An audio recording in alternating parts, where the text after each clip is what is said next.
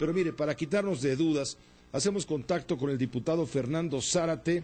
Él pertenece al Partido Verde Ecologista.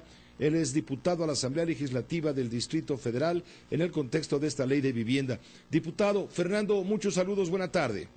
Pepe, un placer estar contigo, con tu auditorio. Muy buena tarde y un saludo a todos los vecinos que escuchan tu programa. Muchas gracias, saludos a ti por ayudarnos a tratar de entender este asunto que se dio hoy con 34 votos a favor y las abstenciones de Morena y la tuya, Fernando Zárate, cuando la Asamblea Legislativa de la ciudad ha aprobado la ley de vivienda a través de la cual se promueve y fomenta la vivienda en arrendamiento, pero se estipula la puesta en marcha, la implementación, dirían en inglés, de mecanismos para la captación de plusvalías generadas por las acciones urbanísticas. O sea, todo lo que le echamos de bronca ayer al constituyente de la Ciudad de México, de lo cual se deslinda Mancera por la noche, ahora resulta que pues entra por la puerta de atrás a la Asamblea Legislativa. Ayúdanos a entender, por favor. A ver, Pepe, me parece que es una buena aproximación la que tienes. Lo intentaré explicar de la manera más clara y más nítida, pero sobre todo más sencilla para que los ciudadanos lo entiendan. Claro. Primero tendría que establecer lo siguiente, Pepe. Yo escucho muchas conversaciones y afirmaciones que esta ley se tiene que interpretar. Cuidado con eso, Pepe. La interpretación solo se da en caso de vaguedad o ambigüedad de la ley. Esto implica que el principio de aplicación literal de la ley es el que rige en toda norma. ¿Qué significa?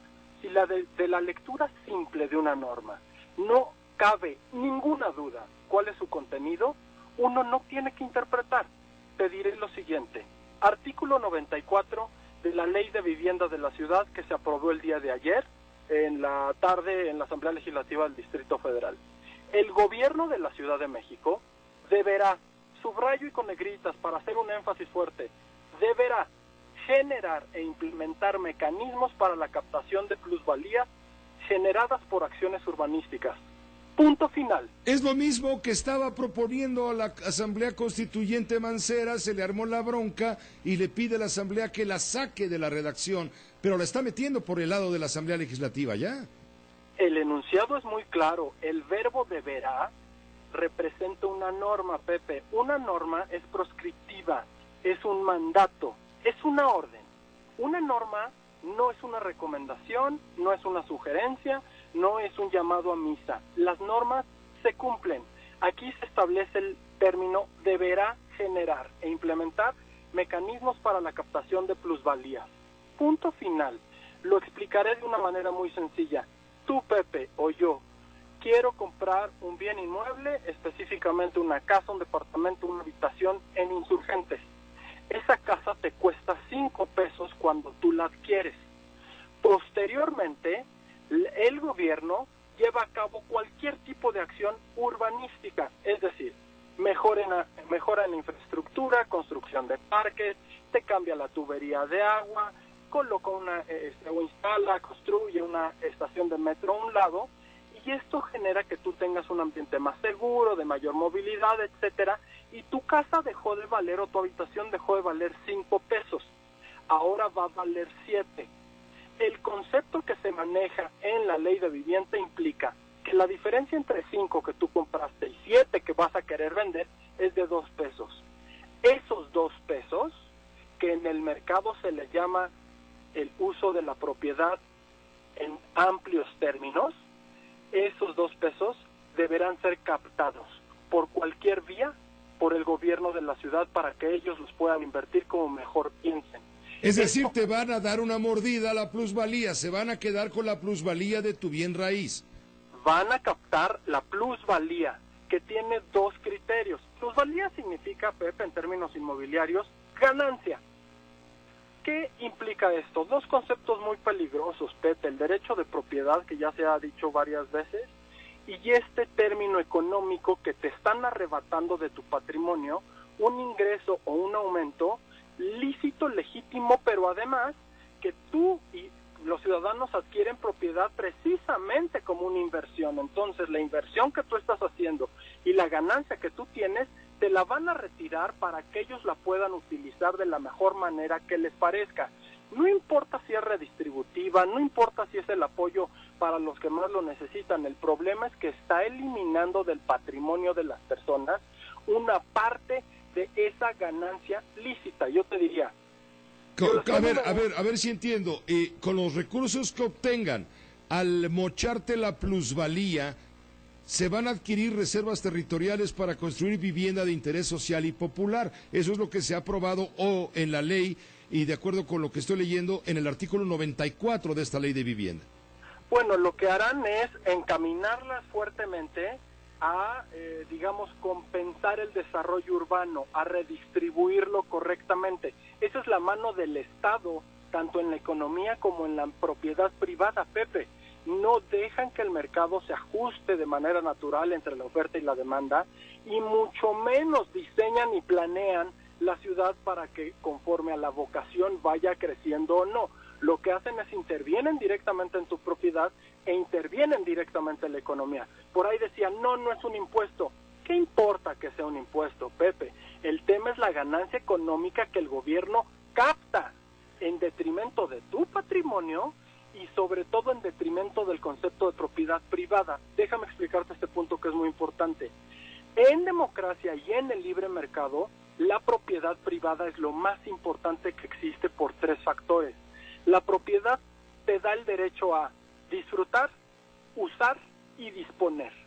Disponer incorpora este concepto económico, la ganancia. Es parte intrínseca de la propiedad, que tú lo puedas convertir en dinero y que puedas disfrutar toda tu propiedad, es decir, todo tu dinero. Cuando alguien entra en tu esfera jurídica, entra a tu propiedad y te quita una parte, 1/3, 1/4, en este caso nosotros hablamos de 5 pesos y una ganancia de 7 pesos, es decir, de 2 pesos, te está mochando una parte de la propiedad.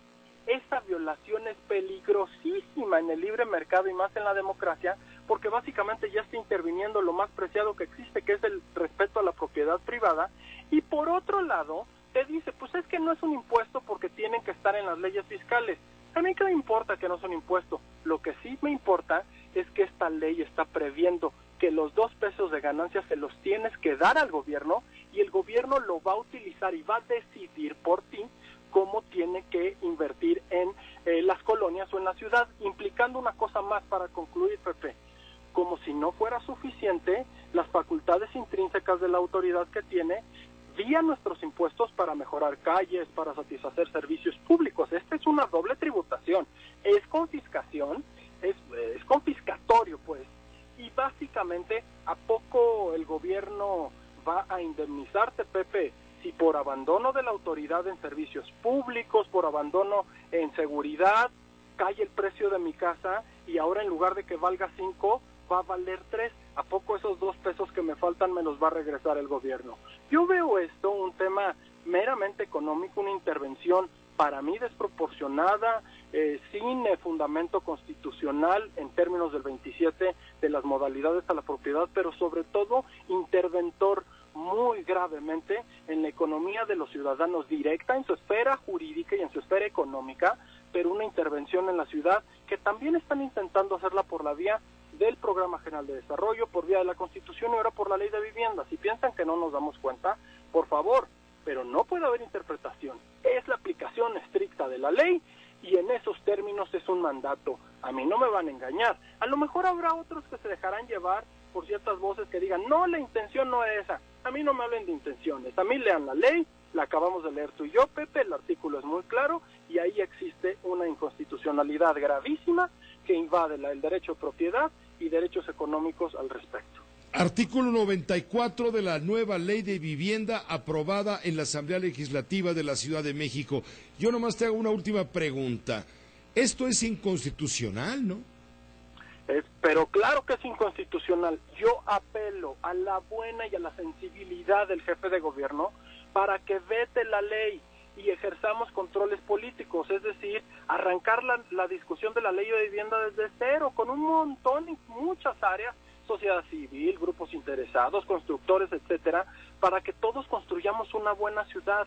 Yo estoy en favor de la ley de vivienda, yo estoy en favor de la vivienda popular y social, pero no este tipo de reformas que en realidad pareciera que están escondiendo populismo o grandes negocios, Pepe, a costa de los que siempre pagan los impuestos y los que están intentando hacer un patrimonio en su vida. Entonces, si no va a poder aportar el poder político para reformar sus propias leyes, vamos a acabar en un control judicial. ¿Qué significa?